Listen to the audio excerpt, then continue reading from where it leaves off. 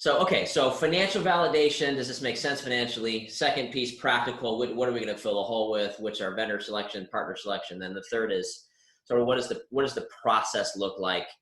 Um, and I think that's where a lot of people get hung up, is that they actually will skip the steps. Like they don't go through that order. They don't go through those steps in the right order. Can you Right. take a second just to talk about that? That like why it's important not to go right to the counter, why it's important not to go right to vendor selection, but to actually vet this in that order? Yes, the financial justification for it is key, Yeah. because it could be at the size a company is that it is better to stay on the PEO. Yes. There's also this piece around the carriers and your attractiveness from a headcount perspective and getting your own rates Yes. outside of the PEO. So you really want to do that first. And then I think it's trying to come up with what are your must-haves, like I said before. Like you really need to understand what are things that you want bundled together, what's important to you from a technology standpoint. Yeah. If you don't follow these steps, what you're going to do is go out and price benefits and go, oh, we can't do this. Yes. It's too much work, it's too expensive.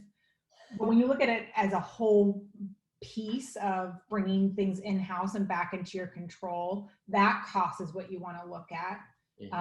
And then maybe it's not the right time, but you've done the validation, so you can maybe look at it once you've grown a little more. So I think that that's something you can always dust off and then reevaluate. I think you nailed that. I think people get to the point where it's like, oh, we've got our vendors set, the people we really want to work with because they've got awesome technology and better reporting and better customer service, but oh my gosh, it turns out it's going to cost us $1 million more to do this. So that 4 months of vetting those people is a waste now, or whatever. Yeah. Maybe $1 million is an exaggeration, but it might not be the right time. And that's an important box to check.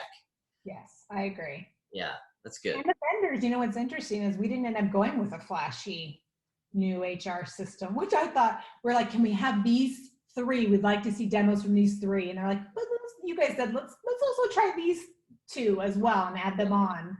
And it's true that some things, when you realize what your must-haves are, you may not actually land with a vendor that you think you would. I was surprised too, actually. Yeah. and it's working great, but it was like, oh wow, okay. Yeah. So good. I think that's a good point. Now you never think it's never going to be exactly as we think it's going to be. Mm-hmm.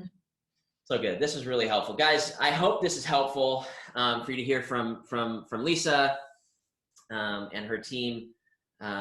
Lisa, would you give any final recommendations or coaching to anybody that's listening to this? I'll just add that if it makes financial sense, be bold in your decision if you know what's right for your organization.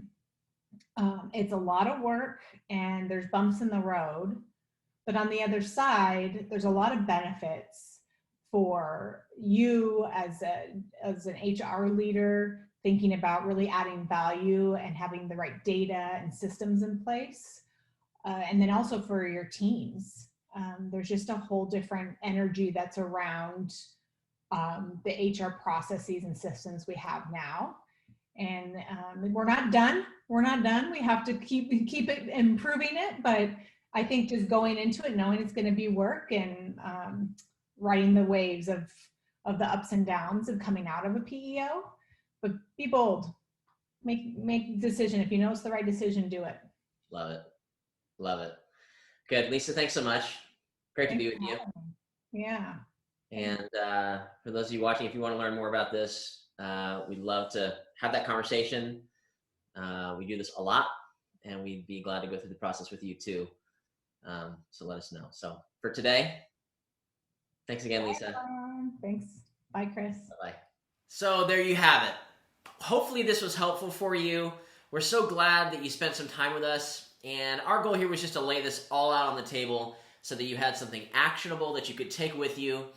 We've got a really dynamic, knowledgeable, special group of people at Burnham that have, like I said, lots of repetitions helping organizations through this process. And really what we would envision is just having a conversation with you to share with you what we've learned, through all these past experiences to help you understand whether this is the right move for you or whether this is not the right move for you, because sometimes it isn't. And so, and of course, if it is, our goal is then to shepherd you through to a very successful outcome like it was for Lisa and Happy Money and many others. So again, grateful for you to spend some time with us. We hope this was really helpful, and hopefully we'll see you soon. Thanks again.